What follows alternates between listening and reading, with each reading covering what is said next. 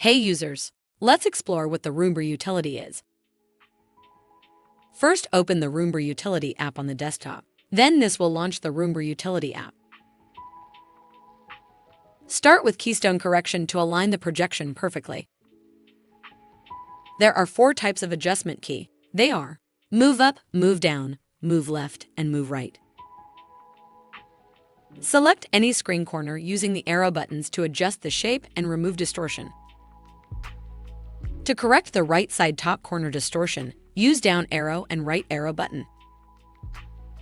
To correct the left side top corner distortion, use up arrow and left arrow button. To correct the right side bottom corner distortion, use right arrow and down arrow button. To correct the left side bottom corner distortion, use up arrow and right arrow button. After making the adjustment, you need to save it, so click on OK button. Next, we need to perform autofocus. If the screen is unclear or blurry, autofocus helps improve the clarity. To perform autofocus, click on this icon, and it will automatically perform the autofocus. You can also improve clarity by using manual focus. In manual focus, there are 2 keys, one for focus increase and the other for focus decrease. Click on this icon to zoom in on the screen.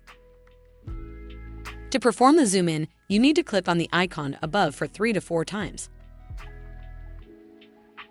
Just as we did with zoom in, we can also zoom out. Now let's learn how to mirror screen. Click on this icon to mirror the screen. This will atomically flip the screen horizontally by creating a mirror effect to the screen. Now let's learn how to apply the 3D effect on the screen.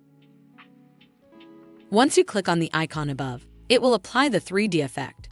Here you can see how the 3D effect looks. If no adjustment is needed, or if you want the screen to return to its original state, click on Reset.